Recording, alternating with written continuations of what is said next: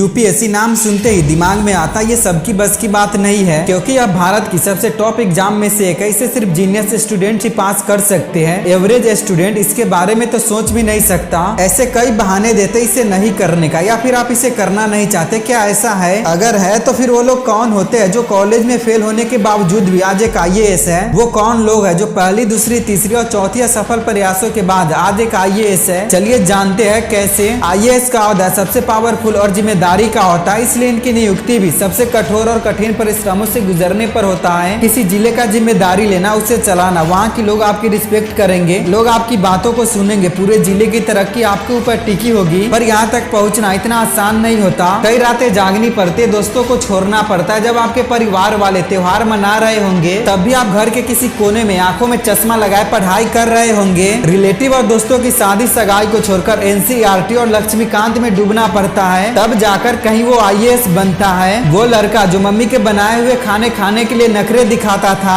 आज वो एक कप चाय में पूरा दिन बिताता है, क्योंकि अभी अपनों से दूर रहकर सपनों को बनाना है। बीती हुई गलतियों को फिर से नहीं दोहराना है, पास्ट से सीखकर फ्यूचर को बनाना है। आचार्य चाणक्य कहते हैं कि आपके पास इतना समय नहीं है कि आप पूरी जिंदगी गलती कर करके सीखते जाओ। इसलिए जब भी आपको मौका मिले, आपको दूसरे के जीवन से सीखना चाहिए और उसे अपने जीवन में लागू करना चाहिए। यूपीएससी के तैयारी के दौरान भी आपको सीखना चाहिए, कभी खुद से तो कभी दूसरों से। और इसमें सहायता करेगा हमारा बुक द फ्यूचर IAS, जिसमें मैंने उन 49 जिद्दी और चालाक लोगों की IAS की जर्नी को बताया है। उन्होंने तैयारी के दौरान कौन कौन सी गलती किए, उनकी स्ट्रेटजी क्या थी, टाइम को कैसे मैनेज किए, बुक को कैसे सिलेक्ट किए, यूपीएससी के प्रीलिम्स और मेंस के एग्जाम में कैसे लिखे। इसके अलावा भी बहुत कुछ जानने को मिलेगा, कैसे इन सब ने गरीबी की बेरियों को तोड़कर IAS बने हैं। इस बुक को आप घर बैठे मोबाइल फोन या लैपटॉप में पढ़ सकते हैं, PDF के फॉर्म में। अभी इसका प्राइस एक पिज्जा से भी बहुत कम है, लिंक डिस्क्रिप्शन में है। अभी जाइए और डाउनलोड कीजिए। और यह ऑफर अगले सिर्फ 48 घंटे के लिए है। और अब एक और अमेजिंग ऑफर दे रहा हूँ, अगर आपने पेमेंट डिटेल्स का स्क्रीनशॉट हमें इस जीमेल पर मेल करते हैं तो आपको 800 से ज्यादा फ्री में ई-बुक दिया जाएगा।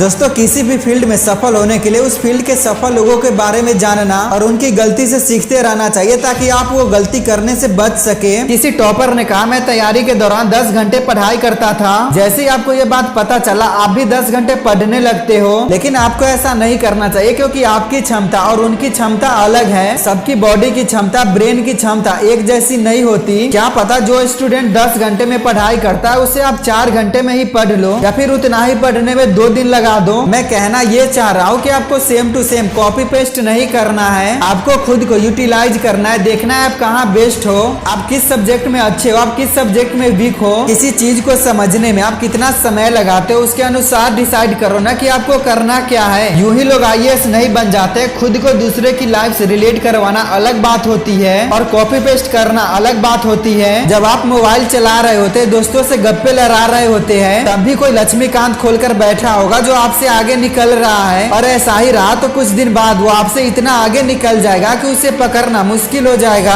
आगे से सोने से पहले, कहीं जाने से पहले, फोन चलाने से पहले सोच लेना कि कोई उसी चीज को पाने के लिए मेहनत कर रहा है जिसे आप चाह रहे हो। अगर आपने देर कर दी तो कोई दूसरा आकर बाजी मार लेगा। इसलिए जितना जल्दी जागोगे फायदे में रहोगे। फिर चाहे वो नींद से हो, अहम से हो, वहम से हो, या फिर सोए हुए जमीर से, तब तक मत रुकना जब तक मंजिल मिल न जाए। इस वीडियो में इतना ही। वीडियो पसंद आई हो तो लाइक, सब्सक्राइब, शेयर जरूर कीजिएगा।